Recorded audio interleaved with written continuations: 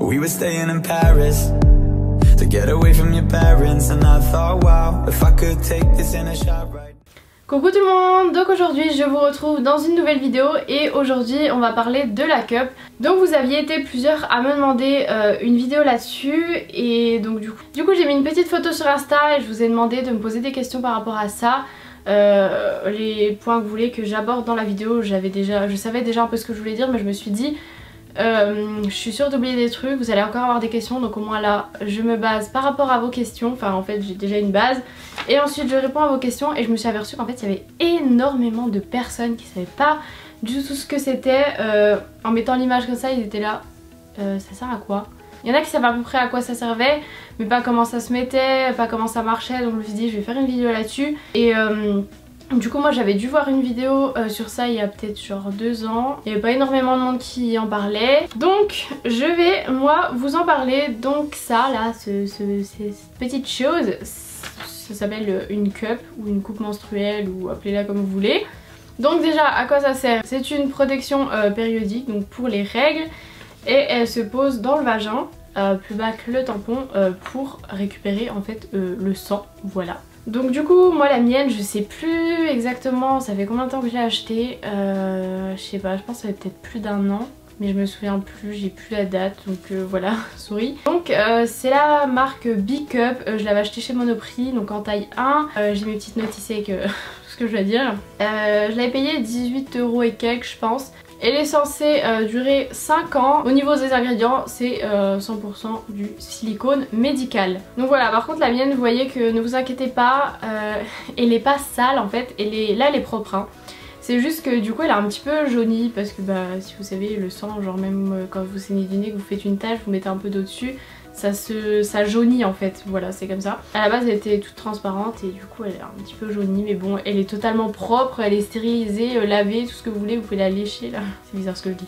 Du coup, par où commencer? On va parler déjà comment elle se met parce qu'il y a plein de personnes qui m'ont dit ouais ok mais comment ça récupère le sang, comment ça marche? Donc déjà première chose, avant de la mettre vous la stérilisez une fois que vous l'avez achetée. Donc pour la stériliser, soit en fait il y en a que vous pouvez acheter, elles ont directement une espèce de petit pot en fait, vous mettez de l'eau, vous la mettez dedans au micro-ondes et ça stérilise. Sinon vous pouvez stériliser avec par exemple les trucs pour stériliser les biberons ou les tétines pour les bébés, ou alors tout simplement la faire bouillir dans de l'eau. Voilà, moi c'est ce que je fais parce que j'ai rien pour stériliser sinon. Donc comment elle se met? Je vais vous faire un petit schéma avec mes doigts, voilà. Je précise que pour l'utiliser il faut quand même connaître un minimum son corps, voilà. Après il y a plusieurs façons de la plier, vous pouvez la plier en gros comme ça, vous la pliez en deux quoi.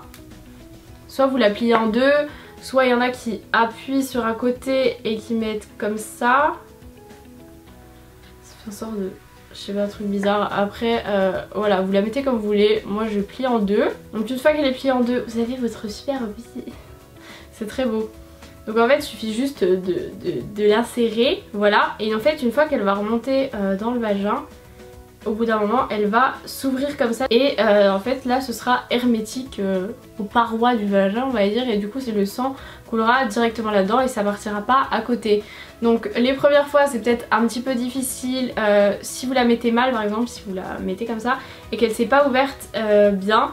Elle va être par exemple un peu pliée donc ça va pouvoir couler à côté. Donc voilà, faut prendre le coup de main, faut connaître son cœur, faut pas avoir peur d'y mettre les doigts.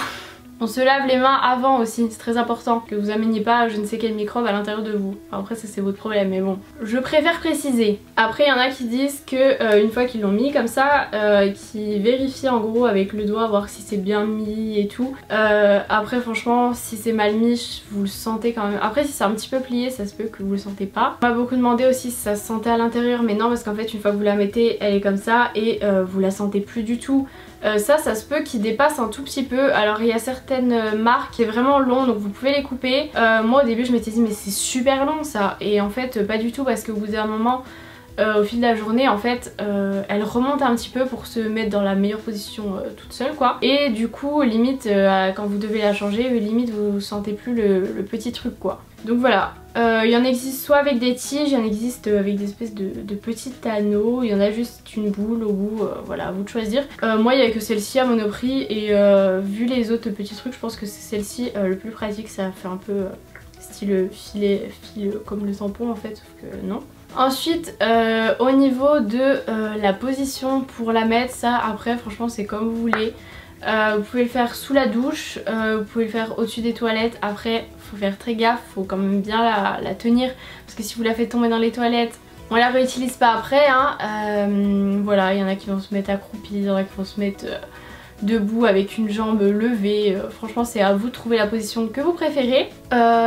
Combien de temps elle peut rester? Alors moi c'est écrit 8 heures max sur la boîte de ma cup, c'était ça, j'ai regardé. Enfin j'ai plus la boîte hein, mais j'ai regardé sur le site de Monoprix. On a qui vont vous dire maxi 4 heures, on a qui vont vous dire maxi 6 heures. J'ai même trouvé sur des sites qui disaient qu'on pouvait la garder jusqu'à 12 heures. Donc voilà, après vous allez entendre aussi plein de choses comme quoi c'est pas bon de les garder longtemps. Voilà, après à voir comme vous voulez. Moi je sais que généralement si j'ai une bonne journée de cours ou une journée de stage, je vais la mettre le matin. Voilà, par exemple si je prends une douche, hop, tu la mets pendant la douche, c'est nickel.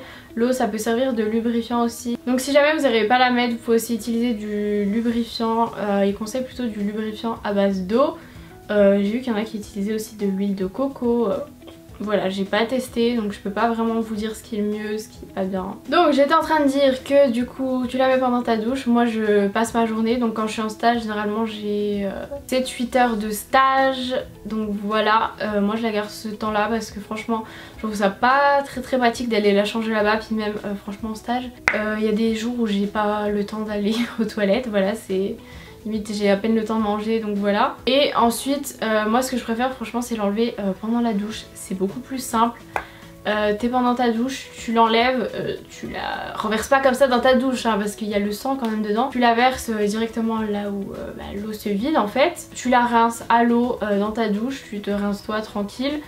Et hop, une fois que tu as terminé ta douche, tu la remets et nickel. Ensuite pour la retirer, donc en gros elle va être comme ça. Si vous allez essayer de tirer, vous allez sentir que ça force en fait. Donc pour la retirer, vous pouvez en fait pincer, ça va faire un appel d'air et du coup elle sera plus en genre ventouse. Et après vous pouvez tirer sur le petit truc à droite, à gauche, à droite, à gauche. Après ça peut vous faire mal un petit peu parce que vous voyez qu'ici c'est un peu plus épais. Ou sinon vous pouvez juste, une fois qu'elle est mise, vous pliez juste, hop, vous essayez de plier un peu et vous tirez. Et ce que je vous conseille de faire en même temps que vous faites ça pour que ça fasse moins mal et que ce soit beaucoup plus simple, vous poussez en fait, voilà. En gros faut pousser avec les abdos, avec le périnée en gros comme si vous allez accoucher, vous accouchez d'une cup, voilà. C'est bien hein, vous vous entraînez pour l'accouchement, c'est nickel.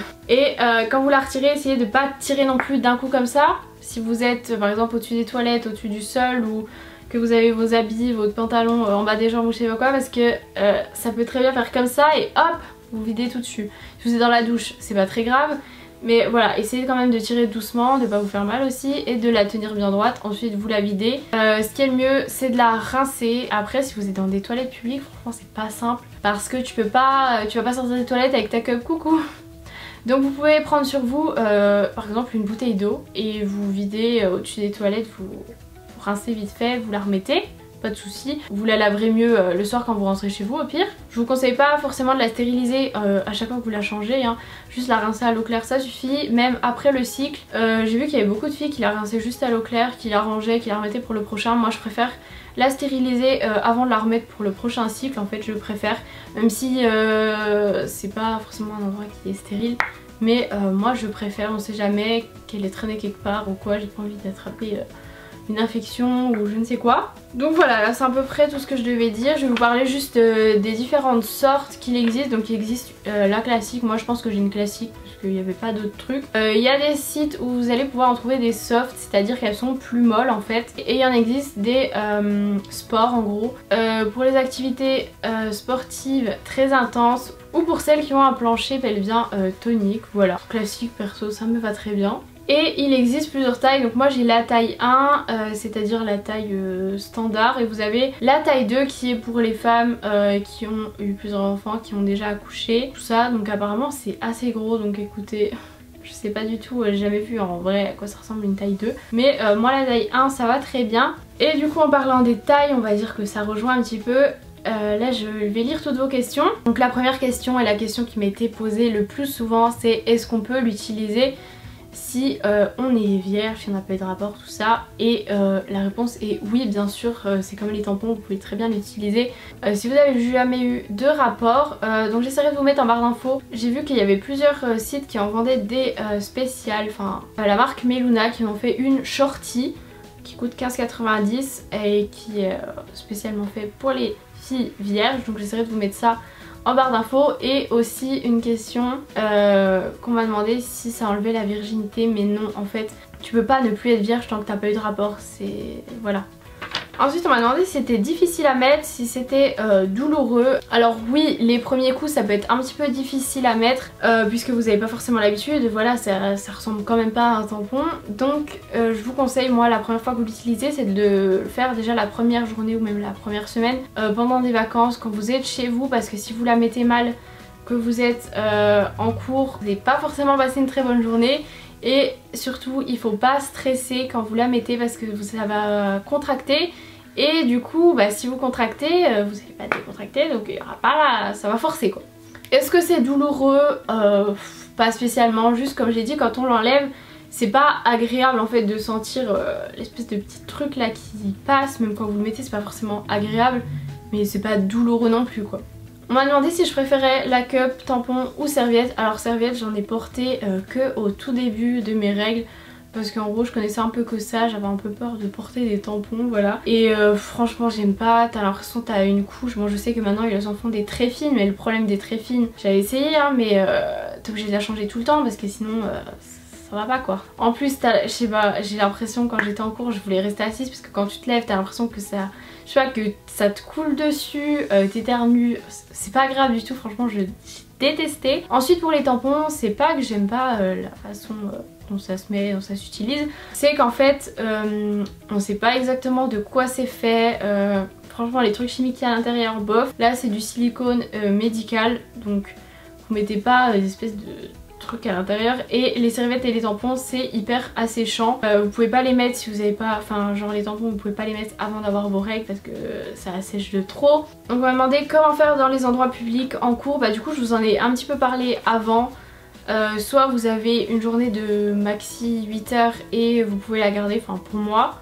Après vous faites ce que vous voulez, je vous dis pas qu'il faut la garder 8 heures parce que sur certains sites certaines personnes disent que c'est trop. Moi je la garde 8 heures, j'ai jamais eu de soucis pour le moment. Donc voilà, après comme je vous l'ai dit vous pouvez la rincer avec une bouteille ou quoi, ou si c'est par exemple des toilettes et vous avez le lavabo à l'intérieur vous pouvez rincer avec. Faites attention quand même parce que le sang parfois il y a des petits caillots on va dire, et que ça reste pas coincé dans le lavabo, voilà. C'est très appétissant ce que je raconte. On m'a demandé aussi est-ce que je mettais une serviette en plus en cas de fuite. Alors ça je l'ai fait la première fois que je l'ai mis, enfin en fait j'avais pas de serviette la première fois que je l'ai mis parce que ça fait bien longtemps que j'ai pas eu de serviette. Mais en fait j'avais mis du papier toilette plié au cas où en dessous parce que j'avais trop peur qu'il y ait des fuites. Et non je mets pas de serviette parce que sinon à quoi ça sert de mettre ça si tu mets une serviette, enfin... Après ça m'est déjà arrivé d'avoir des fuites parce que je l'avais mal mis, ou si c'est par exemple à un moment de vos règles où ça coule beaucoup, en fait il y a quand même des tout petits trous ici, donc à un moment donné en fait si c'est trop rempli c'est comme une sécurité on va dire et ça va pouvoir couler. C'est comme dans les lavabos, vous avez votre lavabo et vous avez toujours un petit trou au cas où quoi. Quel exemple? Ça peut se renverser si on bouge.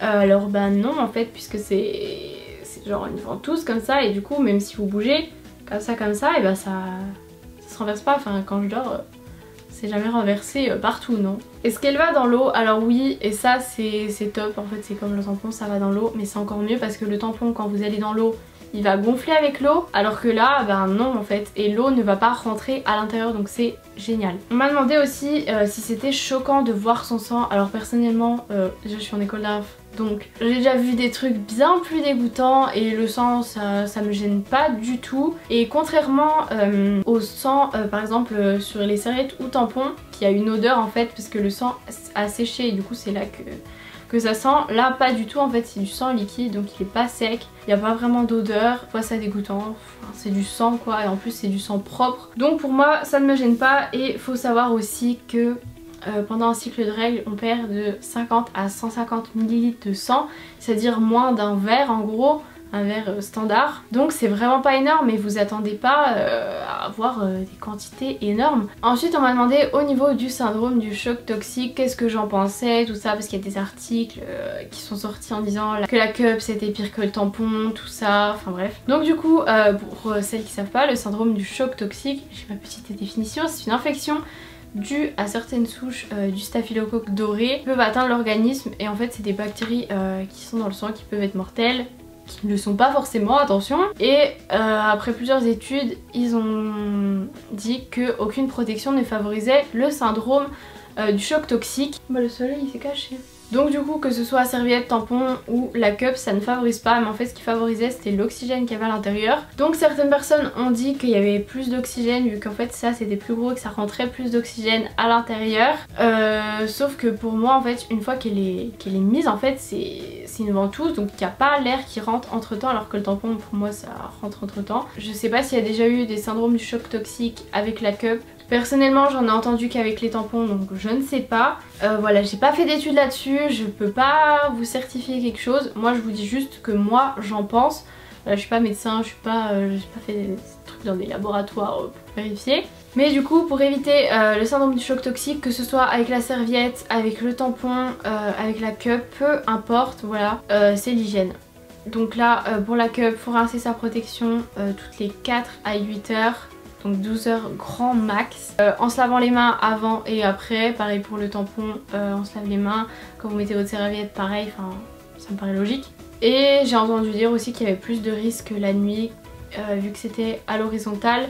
En gros quand elle est comme ça, le sang il rentre pas, il revient pas en gros dans vous on va dire, je sais pas comment expliquer ça.